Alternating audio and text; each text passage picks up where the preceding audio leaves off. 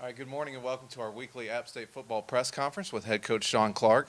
The Mountaineers are traveling to Coastal Carolina for an 8 o'clock game on Thursday night on ESPN. Coach Clark will give us an opening statement and then take questions from media. All right, good morning. Again, just proud of our football team, the way they continue to battle, keep improving each week. We had maybe our best game in all three phases this past weekend versus Old Dominion, even though we were missing several key starters. It's going to be a challenging week as we travel to Coastal Carolina for a Thursday night ESPN game. Another chance to put our program on the national stage, and again, just excited to play this week. David Katzenmeyer, 90.5 WASU and Appalachian Weekly News. The first half against ODU seemed to be very similar to what we've seen most of the year from the defense, but the second half, it seemed like they came out with more tenacity. What sparked that? I think we came back in at halftime, made some adjustments. I thought we tackled better in the second half. The first half, there was a lot of explosive plays that we had a player there to make a play, and we didn't get it done. Again, that's because of sometimes run fits, sometimes fits in the perimeter. When one guy has to force it back to the field, the other guy has to make a tackle. It's a long, explosive run. So made some adjustments on our calls, how we called coverage, and where the next fitter's coming into. But again, I thought we were able to be successful on first down on our defense versus ODU, which put them in, second long, third and long, which gave our defensive line a chance to pin their ears back and come after the quarterback. Anytime you sack a quarterback 5 times, that's what you want to do. So, again, the back end can't cover forever, so we have to make sure we put pressure on the quarterback and to get the ball out of his hands or get a sack. And looking ahead to Thursday night, it's the second game this year where you're going to have a quick turnaround on short rest. What changes are made during a short week like this, and is there anything that you learned from earlier in the year when you played on short rest? Yeah, there's things we've learned, things we've changed our practice schedule. It's a short week, it's a 5.5-hour drive down to Conway. So we came in last night and watched the film. We did a walkthrough last night. Today will be a Tuesday practice, probably one of your more physical practices of the week. We'll practice tomorrow, and again Wednesday morning to travel down to Coastal, and then Thursday we get down there. It's an 8 o'clock game, so we'll do a walkthrough at the local high school stadium there in Myrtle Beach, and then get back off our feet and get ready to play. Again, we had to change up a little bit. Our last Thursday night performance wasn't what we're proud of, so again we're trying to change things around and give us the best opportunity to win. Coach, Clay Durbin from the Appalachian. You've lost 3 midweek games in a row, although you have a lot of momentum coming to this one. What is your outlook going into this game, and how are you going to try to avoid what's happened the last 3 midweek games you've had going into this one? Fair point. It's midweek games are tough sometimes when you're coming off a Saturday game. You have to play a Thursday, whether you're traveling or you're home. So again, those are tough situations, tough games. But again, everyone's doing that in college football, playing Thursday night games. So how can we improve? How can we have 100% focus at the task at hand? And again, our players are working their tails off. And again, it's not like they don't want to win or play well on Thursday nights. But again, you look back at the games have been close games, all except the South Alabama game. So. Again, we'll go back today, work, get things corrected, come back tomorrow and get another good work day in before we travel down there. So, again, it's a great opportunity for us to go to Coastal to play on national TV. Marvin Parker Jr., WLOS Asheville. Against Old Dominion, I checked once, I believe it's correct, but first time since week 1 where you guys scored at least a touchdown in every quarter. What made that game feel complete start to finish? Well, our goal was to start fast. That was our goal, and to score first. You go back and look at when we score first as a program, we're pretty successful. And so we were able to bend, don't break on the first drive. I think Brendan Harrington had an unbelievable play that saved a touchdown.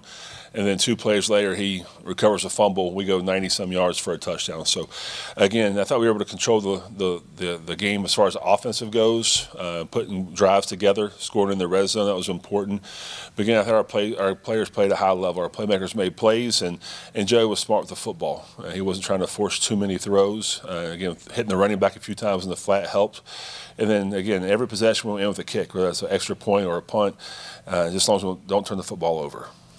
This is the Dallas Cowboy in me. How was having Coakley on campus last week along with Edwards? Yeah, we're always proud when our alumni come back, all of them.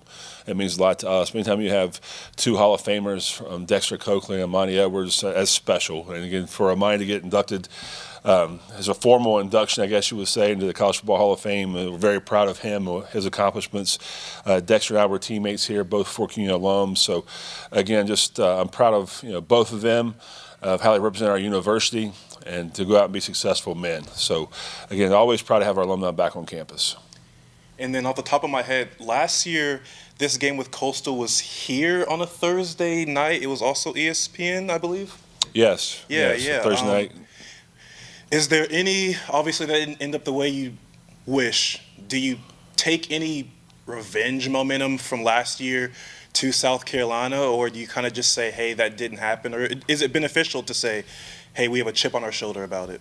I don't think the chip on your shoulder matters in college football. You have to go out every week and play your best. We know it's going to be a hostile environment, a great fan base, and that's what you want in these kind of games. So we'll get there and put our best performance on the field, and then we have to execute at a high level. We understand that. We can't turn the football over. We have to tackle better to give ourselves a chance to win. Again, I think our special teams units have really improved the last 3 weeks. Cash McVay is really kicking the ball well.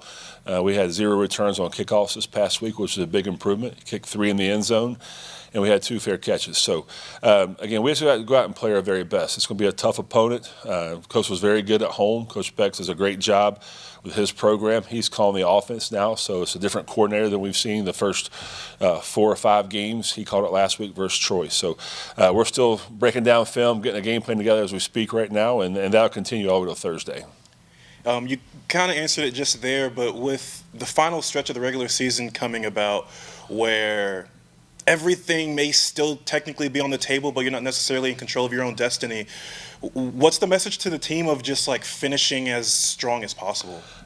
Each week is a 1-0 mentality, and that's not going to change. Even if we were undefeated, it wouldn't change. You go out and play your very best every single week, and let the cards fall they call. You have to. We put ourselves in this position. Now we have to get ourselves out of it. But again, I'm just proud of our team. They come out every day of practice. They're in the film room extra during the week. And again, I think all their hard work is starting to pay off right now. David Rogers, High Country Sports. What are your thoughts about the depth in your tight end room that was exhibited this weekend with Max and Kanan again?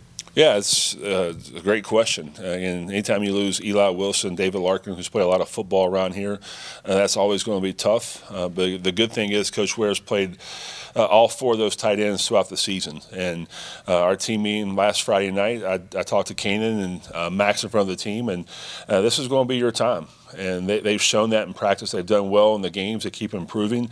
And, again, I think that just shows you the kind of players we have behind them. So I'm excited for them. I'm excited to watch them have some success. And, Kanan was really good in the run game. He was got some big-time third down catches this past weekend. Max Drag did well in the run game as well, and had a big-time touchdown catch there to win the game. So just to go out there and watch them execute at a high level, do their jobs, and have success means a lot to us. Similar theme. Dalton Stroman this year is leading the receiver room in touchdowns. Did you ever imagine a time when Caden Robinson would be getting his first touchdown catch this deep into the season? Yeah, it's when Caden moved from the outside receiver to the inside receiver, it's some of your intermediate throws. If I'm not mistaken, he's leading the conference in reception yards right now. Again, and we were giving him a hard time the last couple of weeks, but he hasn't seen the end zone. So he was fortunate enough to get a touchdown catch. Should have had 2. But it was a tough contested catch. But proud of Caden, the way he's just a workhorse, and we'll keep feeding him. Dalton Stroman is not a surprise to me.